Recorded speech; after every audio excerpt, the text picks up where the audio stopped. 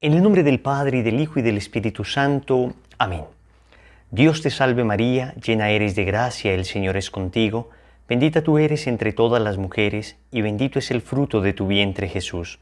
Santa María, Madre de Dios, ruega por nosotros pecadores, ahora y en la hora de nuestra muerte. Amén. ¿Quién como Dios? Nadie como Dios. Un saludo para todos en el Señor.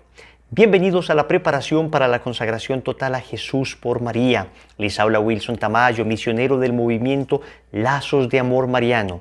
Y hoy vamos para nuestra lección número 24. La verdadera devoción, la entrega y la esclavitud. Vamos a hablar de tres elementos. Vamos a hablar entonces, en primer lugar, sobre las verdaderas devociones que podemos expresar a la Santísima Virgen María. Son fundamentalmente tres, habla San Luis de Montfort. Después vamos a preguntarnos qué le vamos a entregar a Jesús por medio de María en el día de nuestra consagración. Y finalmente vamos a entender esa expresión que utiliza San Luis de Montfort para los consagrados, esclavos de amor. La esclavitud mariana se ha llamado también esta devoción. Empecemos entonces con lo primero. San Luis de Montfort, en el Tratado de la Verdadera Devoción, dice que existen como tres expresiones de una auténtica devoción a la Virgen María. Dice él que las tres son auténticas, pero que, digamos, va creciendo en intensidad la devoción. La primera sería, básicamente, ser un buen cristiano imitando a la Virgen María, ¿no? Un católico promedio que se esfuerza por vivir coherentemente su fe y tiene a la Virgen María como su modelo a seguir. Digamos, no es una persona que hable frecuentemente de la Virgen María, no es una persona, digamos, que se le note en su lenguaje, en sus expresiones de afecto, mucha devoción a la Virgen María, sabe que la Madre de Dios, la respeta, cree todo lo que la Iglesia nos enseña sobre Nuestra Señora, y sin embargo, es un buen devoto porque finalmente está viviendo una vida de virtud, está viviendo coherentemente el Evangelio, está tratando de imitarla a ella. Entonces, esa sería, digamos, una primera auténtica devoción a la Virgen. Montfort dice, pero hay personas que tienen una devoción que ya no solamente es una imitación lejana de la Virgen María, sino que son personas que se esfuerzan por conocerla, por amarla, por publicar su amor a otras personas, y ya son esas personas que conocemos también dentro de la Iglesia, esos sacerdotes que conocemos que hablan permanentemente de Nuestra Señora, que la tienen pendiente, que la tienen siempre en su corazón, en sus labios, que oran el Santo Rosario, se esfuerzan por difundir las grandezas de nuestra Madre Santísima. No son consagrados, según el método de Montfort, que es el que él propone, digamos, en el Tratado de la Verdadera Devoción, pero son personas que se les nota el sabor mariano en sus expresiones, en sus homilías, en su devoción en general. Dice Montfort, la inmensa mayoría de los santos tuvieron ese segundo tipo de devoción a la Virgen María. Digamos, eran marianos de corazón, ¿ok? Pero él dice que existe una tercera devoción y es más perfecta que las anteriores. Y es precisamente la que él propone. Se llama la consagración total a Jesús por María. Esta consagración que estamos realizando, dice Montfort, es una devoción más perfecta, porque no solamente la imitas como los primeros devotos, no solamente la llevas en tus labios y en tu corazón como los segundos devotos, sino que además te entregas completamente a sus brazos. Es decir, entiendes que ella ejerce un influjo sobrenatural sobre ti para llevarte a Jesús. Entonces ya no solamente la vemos como nuestro modelo, sino que de alguna manera nos ponemos en sus brazos para que sea ella la que nos ayude, para que sea ella nuestra maestra que nos enseñe a amar a Cristo, para que sea ella, digamos, la que nos señale el camino que hemos de seguir, para que sea ella la que nos corrija, digamos, para que sea ella nuestra directora espiritual, para que sea ella nuestra acompañante, para que sea ella nuestra guía en el camino hacia Cristo. Y por eso esta consagración total exige, digamos, un amor más encendido por Nuestra Señora. Y cuando se habla de consagración, se habla de entrega. Entonces vamos al segundo elemento de la charla. ¿Qué es lo que vamos a entregarle a Nuestra Señora y por medio de ella a nuestro Señor? No me cansaré de repetirlo. Todo lo que le entregamos a María el día de la consagración, se lo estamos entregando a Jesús por medio de María. María simplemente es el medio, María simplemente, digamos, es el camino. San Luis de Montfort la llama a Cristo el fin último y llama a María el fin próximo. Entonces, María es como el fin próximo, el medio a través del cual vamos a llegar a Cristo, y ya hemos explicado hasta la saciedad por qué vamos con ella a Cristo. que podríamos ir solos sin ningún problema, pero es que ella es mejor camino para llegar a Cristo. Ella es mejor camino para llegar a Cristo. Entonces, ¿qué es lo que vamos a entregarle a Cristo a través de María? Nos dice San Luis de Montfort en el Tratado de la Verdadera Devoción. En primer lugar, nuestro cuerpo. Nuestro cuerpo con sus sentidos, nuestro cuerpo con su belleza o no belleza, nuestro cuerpo con sus destrezas. Y eso significa varias cosas. Significa que ahora ya no simplemente dices, este es mi cuerpo y yo decido, como hay por ahí teorías que dicen. No. Yo ya entiendo que este cuerpo le pertenece a Dios. Este cuerpo es templo del Espíritu Santo. Es una concientización de lo que dice San Pablo sobre el cuerpo. Nuestro cuerpo es templo del Espíritu Santo. Se lo entregamos al Señor por medio de María. En ese sentido voy a cuidar mi salud, evitando todo tipo de vicios. Voy a cuidar mi salud comiendo saludablemente. Voy a cuidar mi salud haciendo deporte. Es decir, esto hace parte del cuidado del cuerpo. No lo voy a idolatrar. No lo voy a idolatrar. El cuerpo no es un objeto para ser adorado, pero lo voy a cuidar. Pero también significa que mi cuerpo no puede ser objeto de pecado para otras personas. Mi cuerpo no puede ser piedra de tropiezo para otras personas. Yo no puedo entonces utilizar, digamos, los atributos que Dios me ha dado, la belleza física, digamos, una mujer con un cuerpo bello, no puede utilizar ese cuerpo para hacer caer o tentar a una persona. Me refiero acá a hombres y mujeres, hombres y mujeres. La belleza no puede ser objeto de pecado para otras personas. No puede ser objeto de pecado para mí mismo, en vanidad. Que tu cuerpo no se convierta en la tumba de tu alma. Que tu cuerpo no se convierta en la tumba de tu alma. Entonces, acá volvemos al tema. Hay que vestirse de una manera decorosa. Hay que vestirse de una manera adecuada. Hay que vestirse evitando todo tipo de provocación, todo tipo de escándalo. ¿Por qué? Porque mi cuerpo ya le pertenece a Jesús por medio de María. Renuevo esa entrega que le hice el día de mi bautismo al Señor. Es que este cuerpo ya no me pertenecía, pero ahora con la consagración soy consciente de que mi cuerpo es de Dios. En segundo lugar, ¿qué le entregamos a nuestro Señor por medio de nuestra Madre? Nuestra alma. Nuestra alma con sus facultades, nuestro entendimiento, nuestra inteligencia, nuestras capacidades intelectuales. Entonces ya no es el uso de mis capacidades para mi propio beneficio, sino para el servicio de Dios, para el bien del prójimo. Ya recuerdan esta lección donde vimos el tema de la soberbia. Mis capacidades antes las utilizaba para mí, para mi beneficio. Ahora ya no. Lo que Dios me ha dado, las capacidades que Dios me ha dado, las pongo al servicio de las demás personas. Yo no gobierno. Yo no, de alguna manera, me hago servir por mis capacidades, sino que yo sirvo con las capacidades que Dios me ha dado, con la inteligencia bien dirigida, esa facultad del alma, la inteligencia. Mi voluntad ya le pertenece a nuestra Madre, y esto es bastante consolador, porque bien flaca y débil que ha sido nuestra voluntad, bien flaca y débil que ha sido nuestra voluntad, ahora le decimos, Madre, mira, yo no he podido. Hay muchas cosas que yo no he podido con mi carácter, no he podido con este vicio, no he podido con esta promesa que hago, no he podido ni siquiera aprender a tocar guitarra y tantas veces que lo he intentado, no he podido terminar este curso de inglés y tantas veces que lo he intentado. De alguna manera todo eso demuestra flaqueza en nuestra voluntad.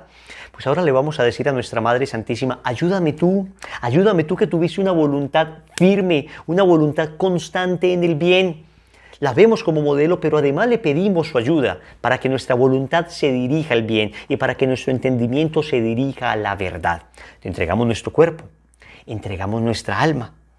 Al entregar esto también entregamos, digamos, nuestros sentimientos, nuestras pasiones, nuestras emociones. Todo lo ponemos en manos de Jesús a través de su Madre Santísima. Y con estas dos primeras cosas, digamos, estamos entregando nuestra vida natural.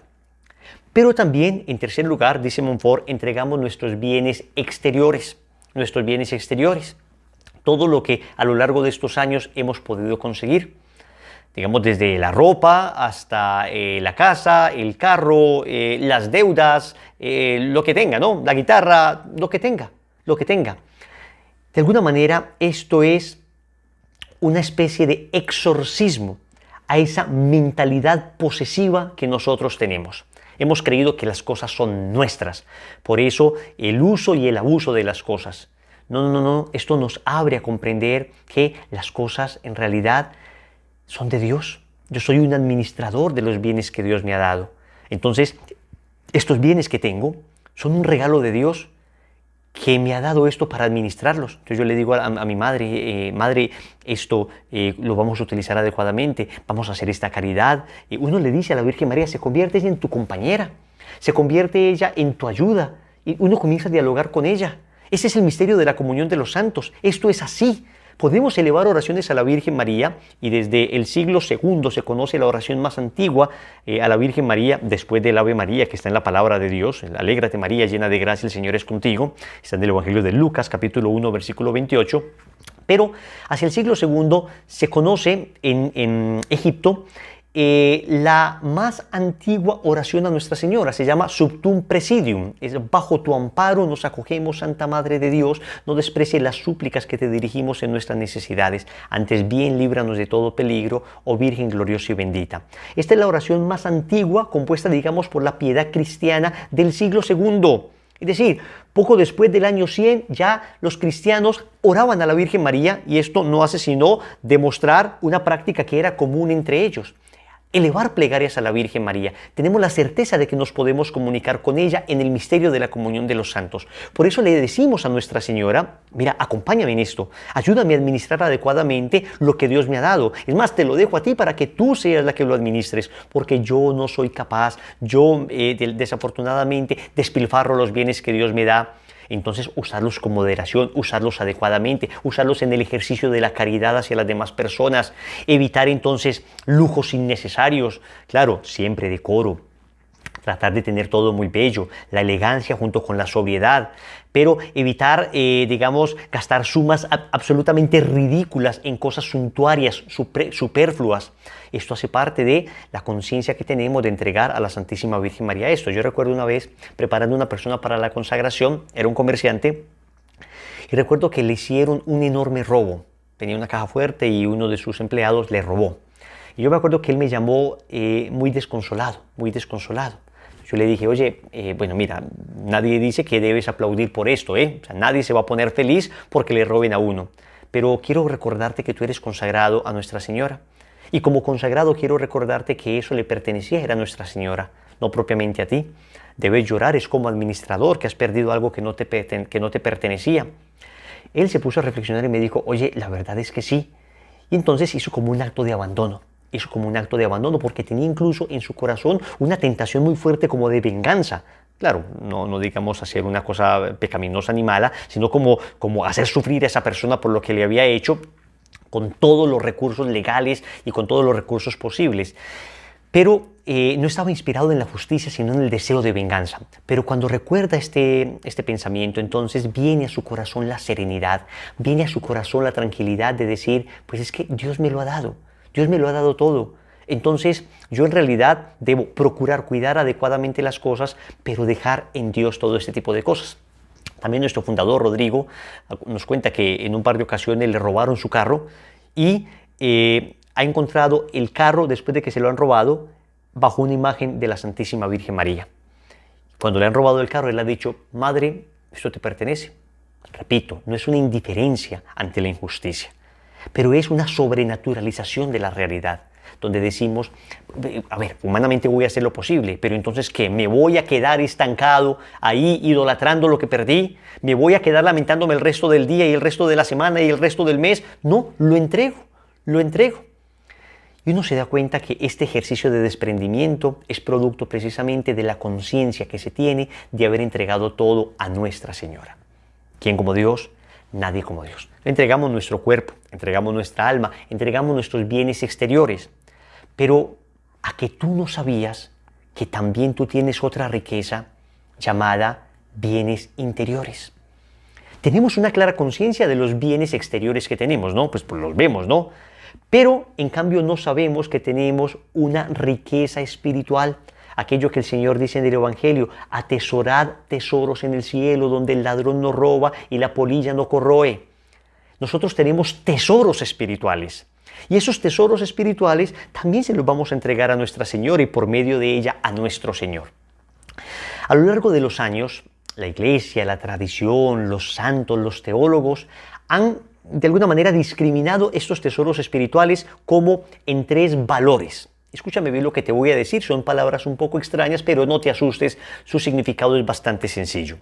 Cuando tú y yo hacemos una buena obra, nosotros ganamos tesoros espirituales. Tres valores ganamos en toda buena obra. Primero, el valor meritorio, es decir, el mérito. Cuando haces una buena obra, tienes mérito. Segundo, el valor satisfactorio, es decir, la capacidad que tiene esa buena obra de reparar los pecados que hemos cometido y de reparar por los pecados de toda la humanidad. Y tercero, es tal vez el más rarito de todos, el valor impetratorio, es decir, toda buena obra tiene la gracia de impetrar, como de conseguir, de alcanzar una gracia de parte de Dios. Vamos a entenderlo entonces detenidamente. Yo hago una buena obra, una oración, una obra de caridad, corrijo al que yerra, tengo paciencia con la persona que tiene defectos, soporto con paciencia los defectos de los demás, una obra de misericordia corporal o espiritual. Elevo una oración a Dios. Entonces, esto viene primero acompañado de un valor meritorio. ¿Qué es esto del valor meritorio? San Pablo en la primera carta a los Corintios, en el capítulo 3, versículo 11, dice lo siguiente: pues nadie puede poner otro cimiento que el ya puesto, Jesucristo. O sea, una vez somos bautizados, tenemos a Cristo como el cimiento sobre el cual vamos a edificar nuestra vida. La pregunta es, ¿cómo vamos a edificar? ¿Cuál es el material que vamos a utilizar para edificar? Si uno construye sobre este cimiento con oro, plata, piedras preciosas, madera, heno, paja, la obra de cada cual quedará al descubierto. La manifestará el día del juicio, que ha de revelarse por el fuego, y la calidad de la obra de cada cual la probará el fuego. Entonces, atentos con esto.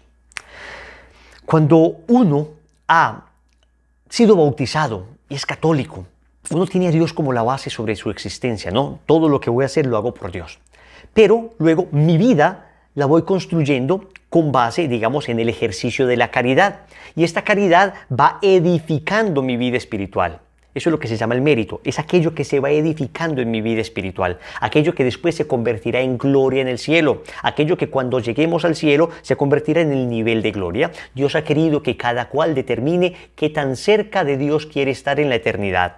En el cielo hay niveles de gloria. Hay santos más cerca y santos más lejos. No significa que los que están más lejos van a estar tristes, no. Pues los santos han dicho, puesto como un ejemplo para entender esto, es que cada uno es como un vaso. Uno puede ser un vaso, otro puede ser un dedal, otro puede ser una copa, otro puede ser una ponchera, un gran recipiente, una piscina. Entonces dice, cada cual en el cielo es repleto, es lleno completamente, desde el dedal hasta la piscina. Pero obviamente el que tiene una capacidad de amor como la piscina está, digamos, más lleno, aunque todos están a tope. ¿Esto qué significa? El nivel de gloria que tendremos en el cielo. Esos santos más esforzados, esos santos más mortificados, esos santos que más mérito adquirieron en la tierra, son los santos que más gloria tendrán en el cielo. Atentos, el orden es este. Yo debo estar en gracia de Dios para adquirir mérito, o sea, debo estar confesado. Hago una buena obra, entonces esto me hace ganar mérito, y este mérito se convertirá en gloria en el cielo. Es decir, si yo tengo muchos méritos, mi vida espiritual es como el oro, como las piedras preciosas. Si yo tengo pocos méritos, mi vida espiritual es como la paja, como el heno. ¿Bien? Y eso será la capacidad de gloria que tendremos en el cielo. Y el Señor nos habla de esa recompensa que nos da por las buenas obras. Ahora, esta recompensa, digamos, es unida a Cristo, a los méritos de Cristo. Por nosotros mismos no podríamos merecer nada. Por nosotros mismos somos incapaces, pero unido a Cristo, estos méritos tienen valor. Y por eso, por ejemplo, el Señor dice en Mateo 5:12 que cuando nos persigan y nos ataquen por seguirle, dice, alegraos y regocijaos, porque vuestra recompensa será grande en los cielos. El Señor habla que por nuestras buenas acciones tendremos una recompensa en el cielo. En Mateo 16:27, porque el Hijo del Hombre ha de venir en la gloria de su Padre con sus ángeles, entonces pagará a cada uno según su conducta. Este es el tema de los méritos, ¿no? Primera de Corintios 3:8, cada cual recibirá el salario según su propio trabajo, hasta por cosas pequeñas, Por ejemplo, dice el Señor en Mateo 10:42, y todo aquel que dé de beber tan solo un vaso de agua fresca a uno de estos pequeños por ser discípulo, os aseguro que no perderá su recompensa. ¿Por qué? Porque no es tanto importante el tamaño de la obra que hagas, sino el amor con que hagas las cosas. Óyeme bien esto que te estoy diciendo. Tendremos tanto más mérito cuanto más amor tengamos al hacer las cosas. Entonces tú puedes recoger una basurita del suelo con mucho amor y eso ante los ojos de Dios puede tener un valor enorme, más que aquel que da su vida sin amor. Por eso San Pablo en la primera carta a los Corintios, en el capítulo 13, en el himno de la caridad, dice: bien yo podría entregar mi vida al fuego, pero si no tengo amor, de nada me sirve. Si lo hago para ser visto por los demás, no adquiero mérito. O sea que el mérito de nuestras buenas obras, repito, tiene que estar uno en gracia de Dios para que el mérito se dé. Si una persona no está en la gracia de Dios, es decir, no está confesada, la buena obra que hace, por grande que sea, no logra mérito. Logra su propia conversión, pero no suma para el cielo, no suma para la eternidad. Por eso es importante buscar rápidamente el estado de gracia.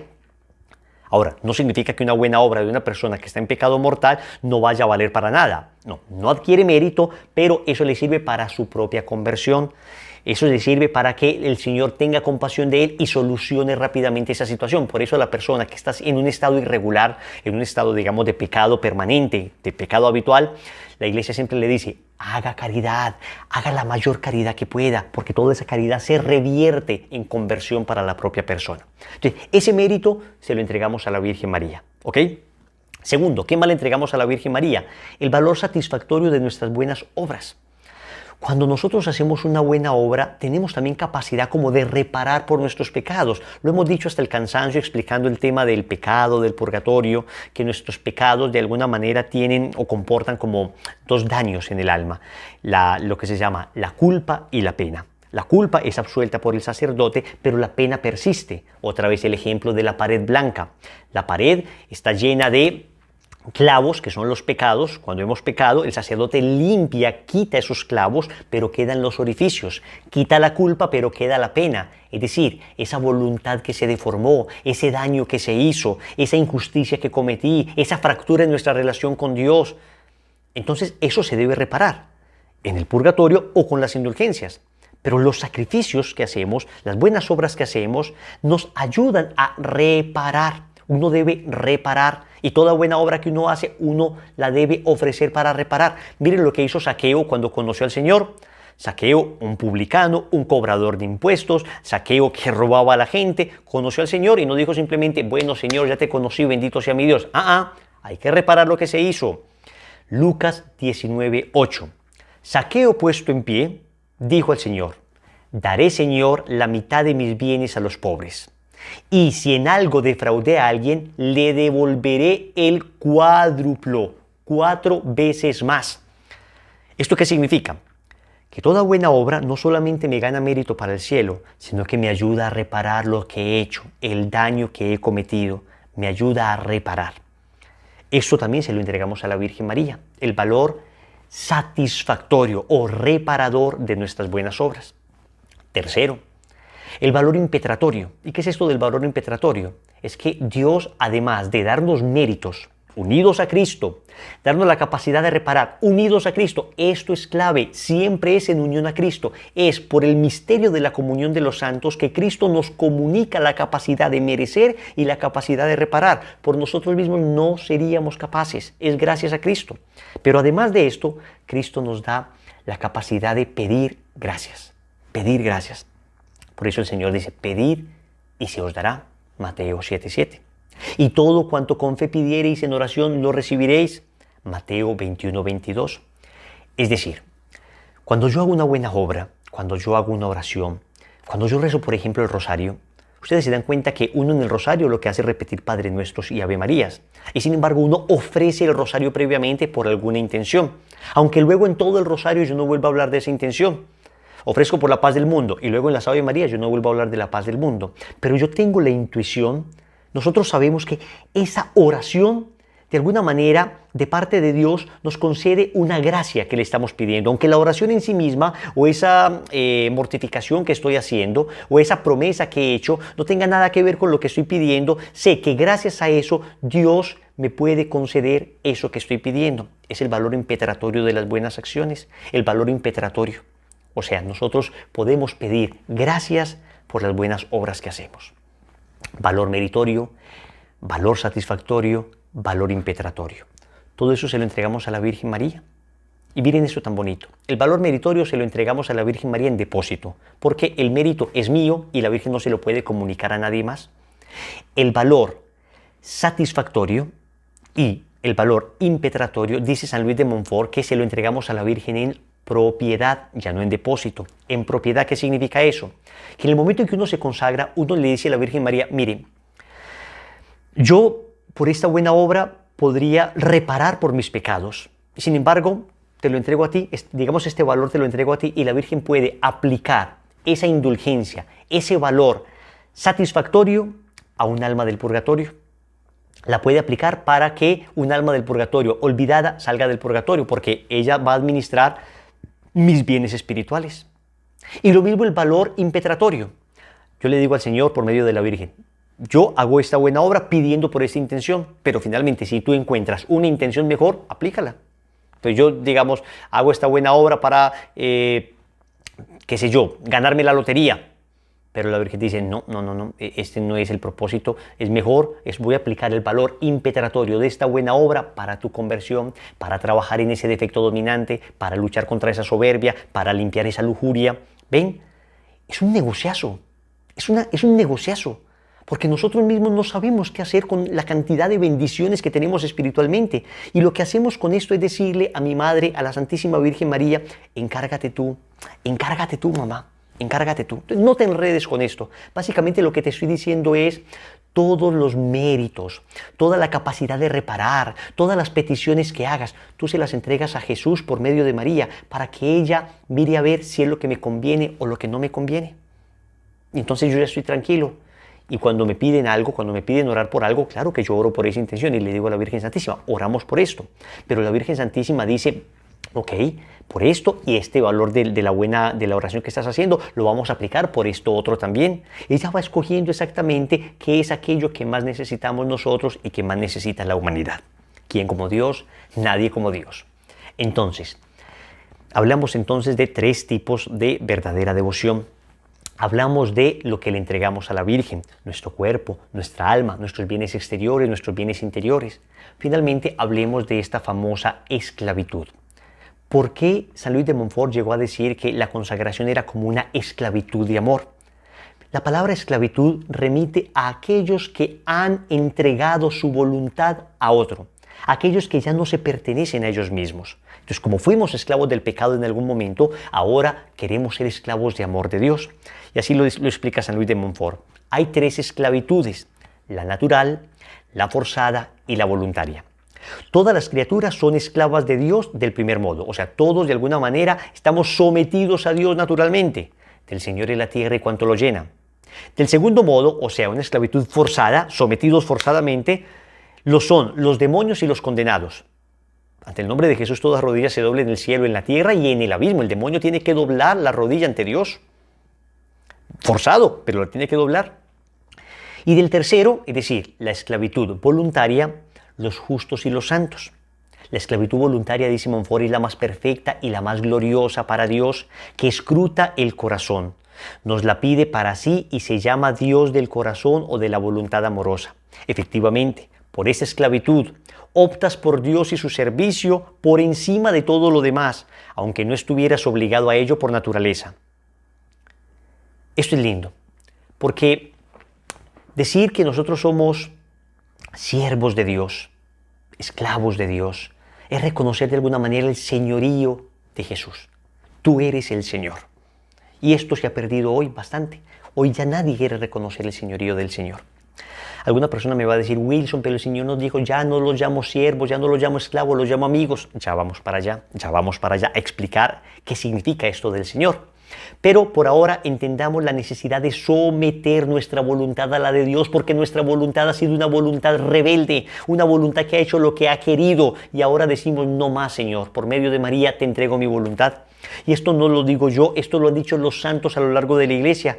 Miren esta bellísima oración de Santa Margarita María de Alacoque, el apóstol del Sagrado Corazón de Jesús.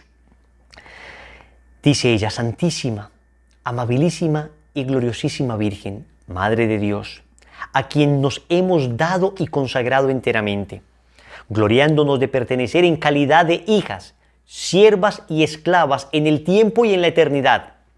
Los santos se llamaban esclavos de Jesús, esclavos de María. En común acuerdo nos echamos a vuestros pies para renovar los compromisos de nuestra fidelidad y esclavitud hacia vos, y suplicaros que en calidad de cosas vuestras nos ofrezcáis, dediquéis, consagréis e inmoléis al Sagrado Corazón del adorable Jesús. No queremos tener otra libertad que la de amarlo, ni otra gloria que la de pertenecerle en calidad de esclavas y víctimas de su puro amor. Queremos hacer consistir toda nuestra felicidad en vivir y morir en calidad de esclavas del adorable corazón de Jesús, hijas y siervas de su Santísima Madre.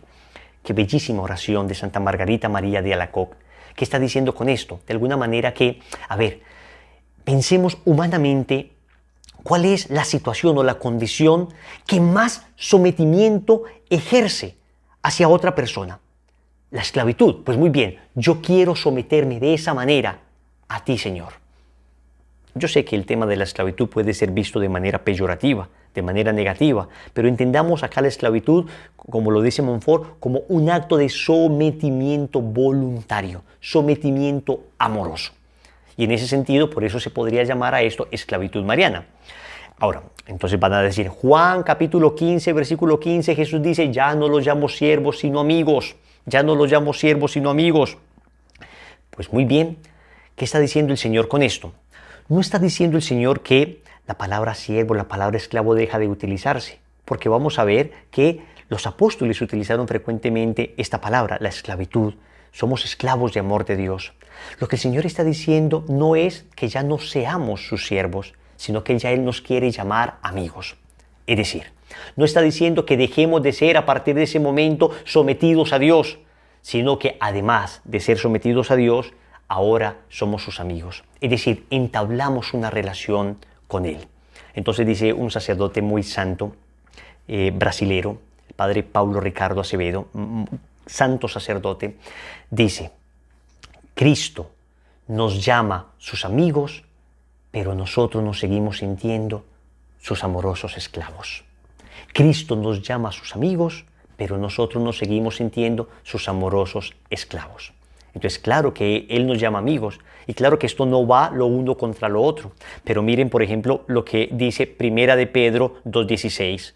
Obrad como hombres libres, y no como quienes hacen de la libertad un pretexto para la maldad, sino que sois esclavos de Dios. Entonces, acá se refiere a que nos sometemos a Dios de una manera obligada. No, nos sometemos a Dios de una manera amorosa, que además es nuestro Padre, que además es nuestro hermano, que además es nuestro amigo. Pero nosotros somos los que nos sentimos humildemente esclavos. ¿Quién se sintió esclava? He aquí la esclava del Señor, hágase en mí según tu palabra. Proclama mi alma la grandeza del Señor, se alegra mi espíritu en Dios mi Salvador, porque ha mirado la humillación de su esclava. Entonces, esclavitud no es como Dios nos trata a nosotros. Dios no nos trata como un amo que subyuga.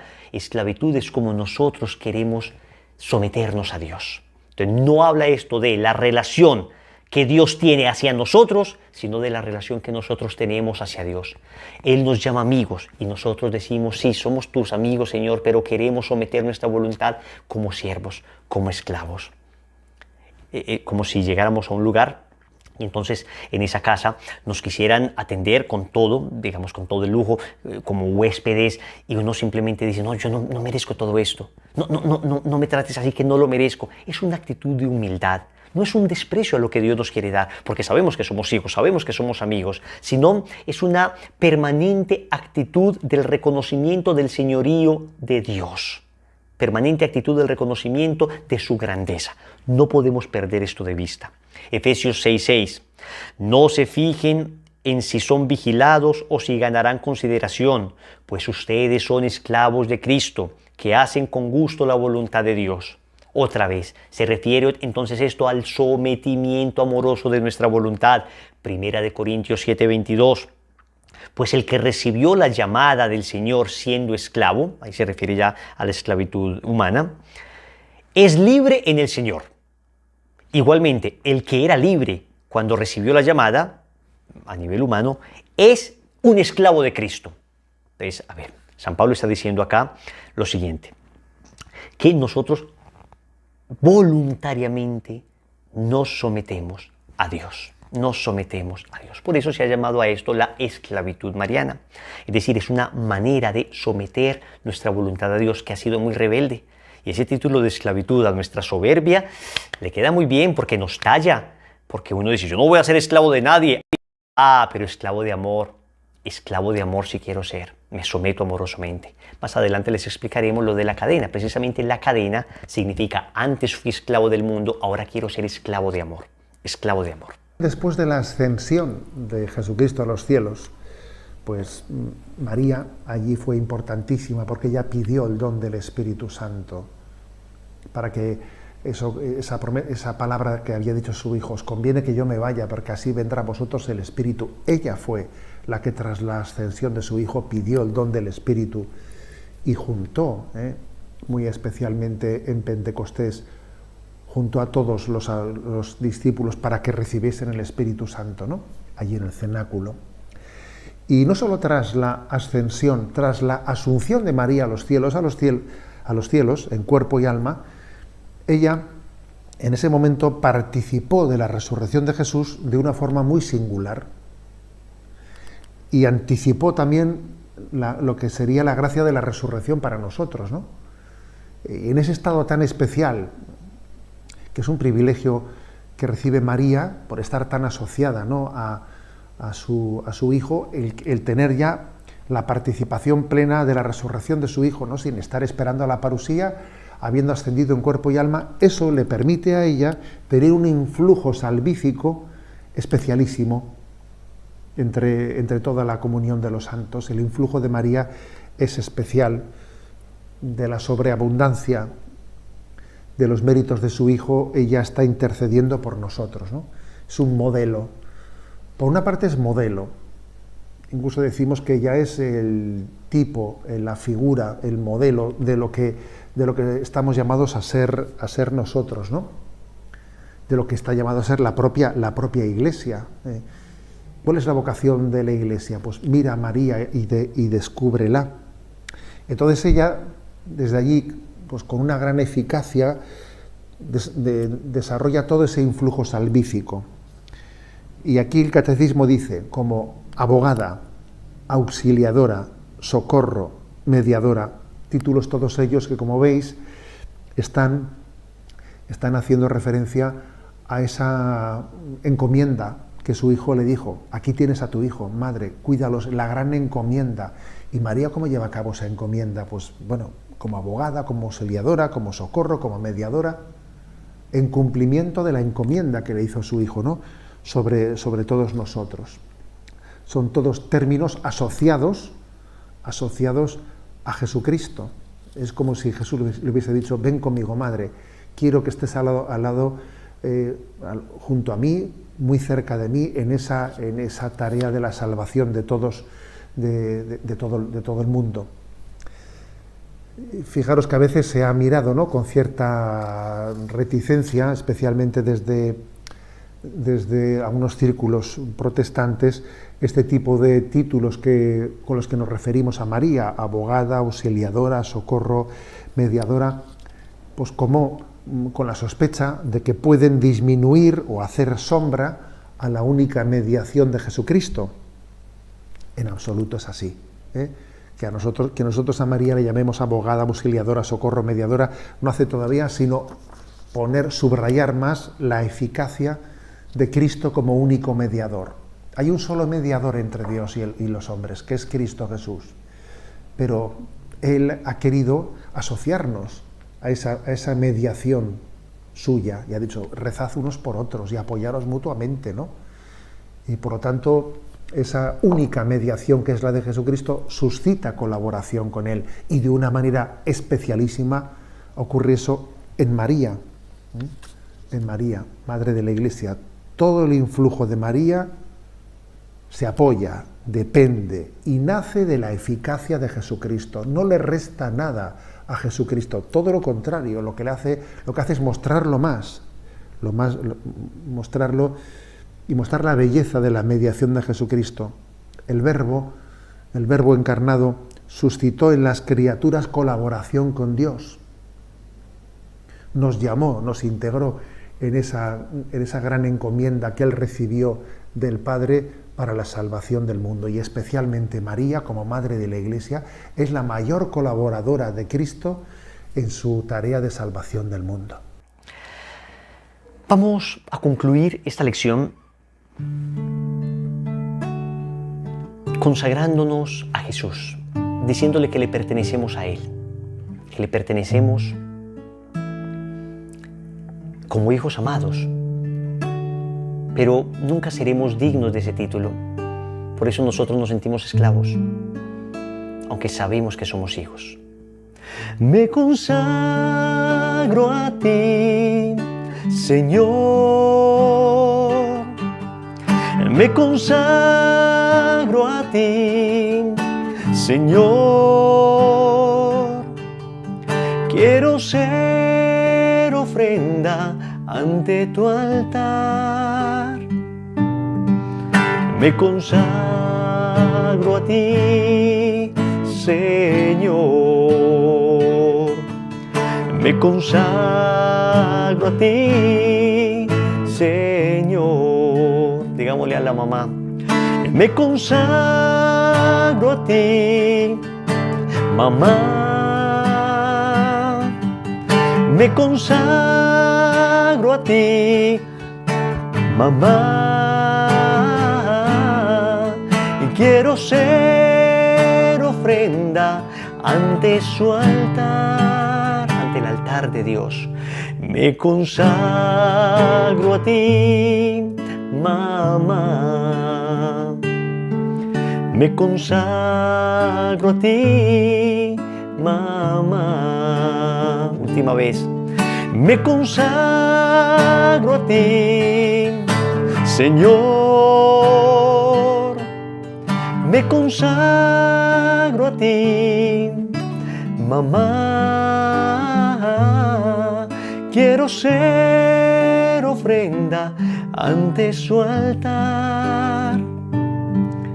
Me consagro a ti, Señor. Me consagro a ti, mamá. Me consagro a Jesús. Me consagro a María.